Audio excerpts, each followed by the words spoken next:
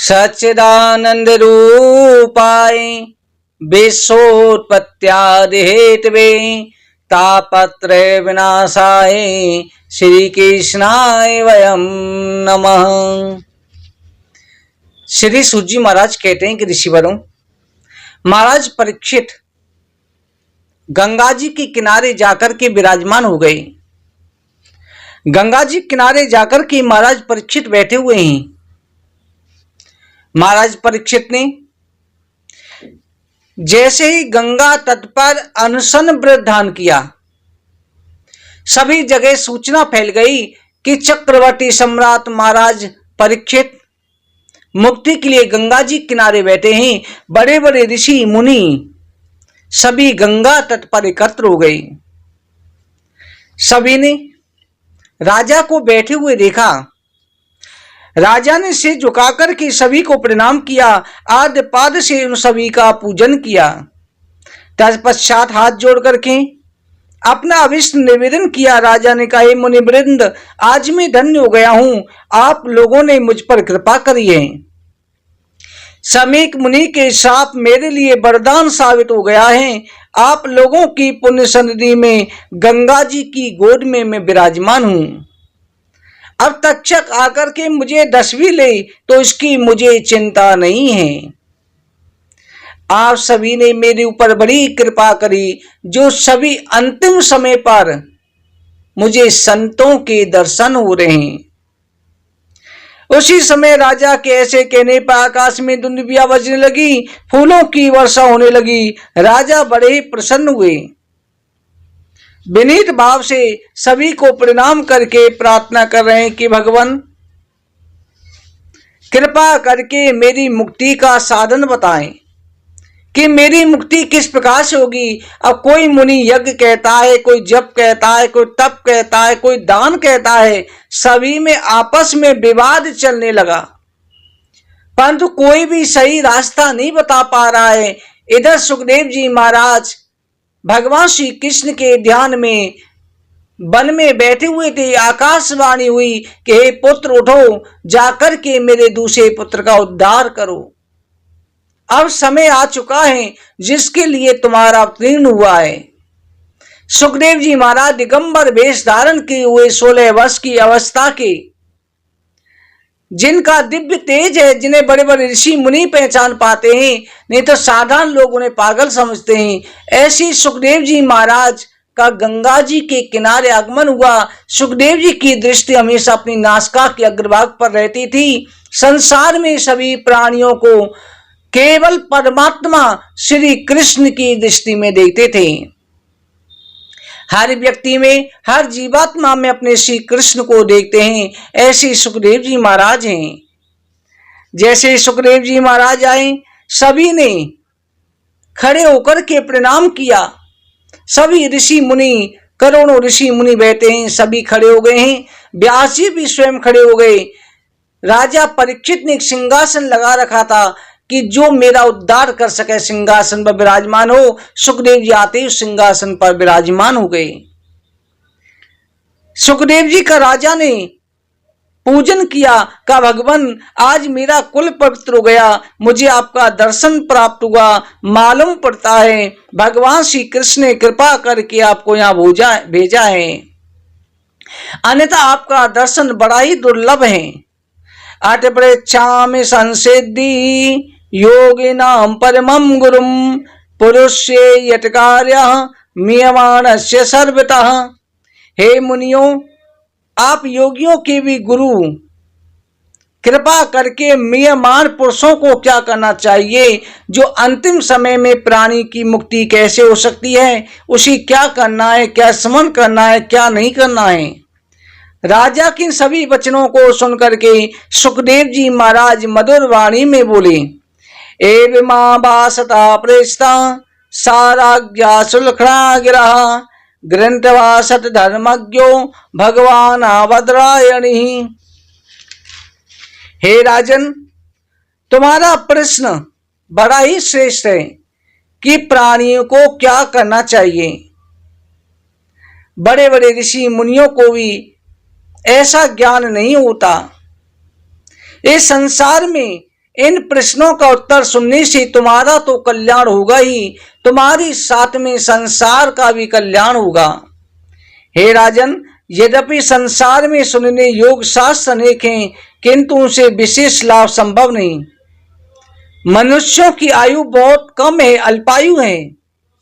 इसमें भी आदि आयु रात्रि निद्रा में, आदि स्त्री संग में बीत जाती है। धन की चिंता कुटुंब के भरण पोषण से बीत जाती है। मिथ्याभूत नश्वर देह पुत्र पत्नी में आसक्त होकर के पुरुष संसार में सबका मरण देखता हुआ भी अपने मरण पर विचार नहीं करता।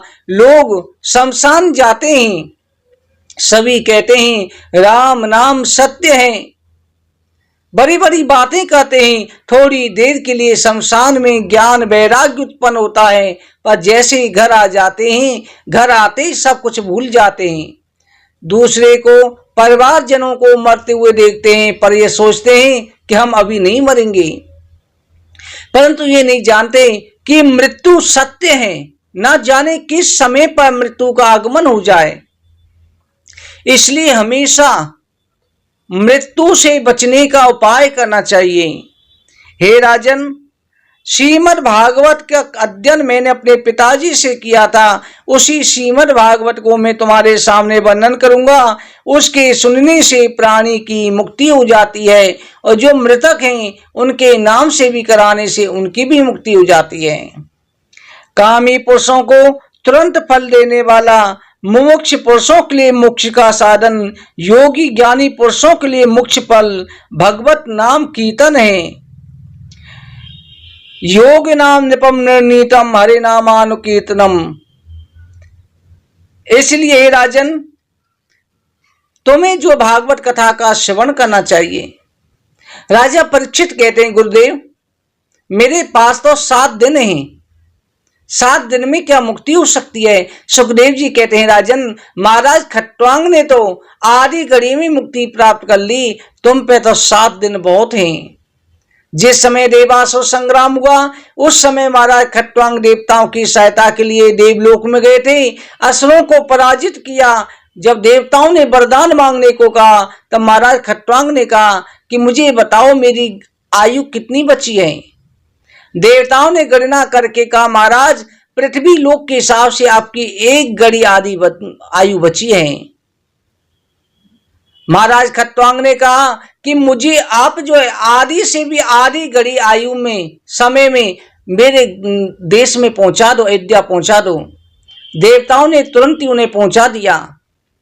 महाराज ने उस आधी घड़ी के अंदर दान पुण्य किया, अपने पुत्र को राज्य दिया, तुरंत ही सब कुछ अर्पण करके दान पुण्य करके ऋषियों की आज्ञा लेकर के सरयू के किनारे बैठ गए और भगवान में ध्यान लगा करके प्राणों को त्याग दिया। महाराज को मुक्ति प्राप्त हुई। जब आदि से भी आधी घड़ी में मुक्ति प्राप्त की जा सकती है तो तुम 7 दिन में राजन क्यों नहीं प्राप्त कर सकते? केवल ध्यान के द्वारा भागवत कथा का श्रवण करना है।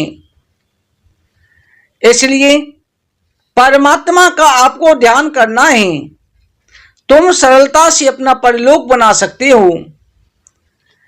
मनुष्य को कभी भी घबराना नहीं चाहिए।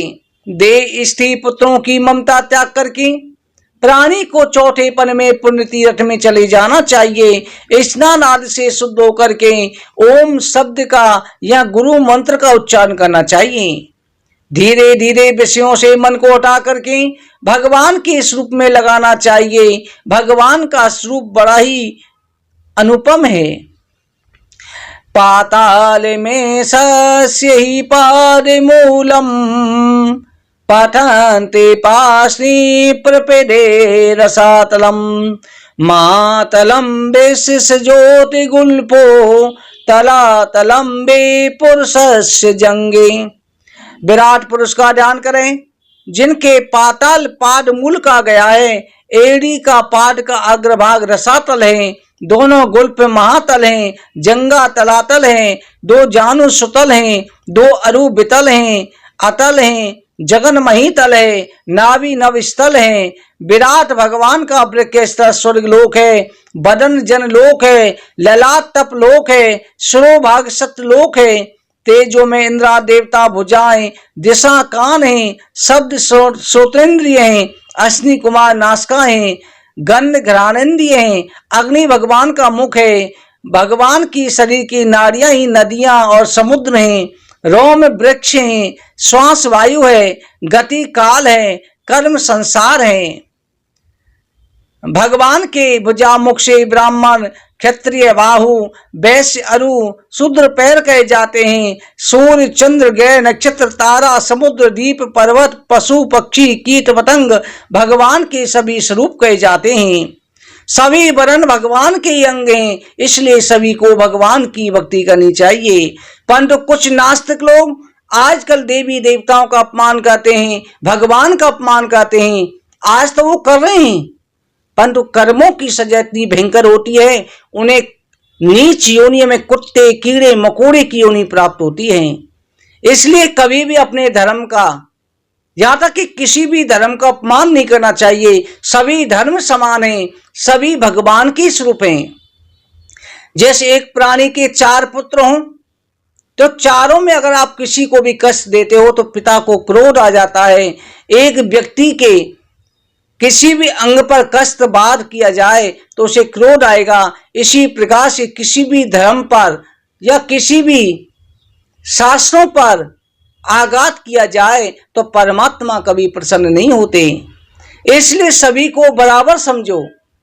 कर्म से कर्म प्रदान विश्व रच राखा, जस फल बोया तस फल चाका। कर्म से हीन चाहे ब्राह्मण हो वो भी शूद्र है, और कर्मवान शूद्र भी ब्राह्मण के समान है। इसलिए कर्म हमेशा अच्छा करना चाहिए। और जो नास्तिक व्यक्ति देवी देवताओं का अपमान करते हैं, संत ब्राह्मणों का अपमान करते हैं, धर्म का अपमान करते हैं, उन प्राणियों की द्वारा गति नहीं होती। मनुष्य शरीर पाकर के वो कुत्ते सूगर के समान हैं। इसलिए वृथा खेसे वाले उनको जो है ना हम जनों में सुख दुख हेतम, उनको ना दुख का पता ना सुख का पता। ऐसे व्यक्ति को ज्ञान ना होते हुए जो ऐसा कर्म कर रहे हैं वो निकृष्ट योनियों को प्राप्त हो जाते हैं। इसलिए अपने धर्म का स्मरण करो। जिस धर्म में आपने जन्म लिया है उस धर्म का सही प्रयोग करो। किसी की जीव हिंसा मत करो, किसी का दिल मत दुखाओ, किसी का अपमान मत करो, सदाचार का प्रयोग करो। यही हमारा सनातन धर्म कहता है।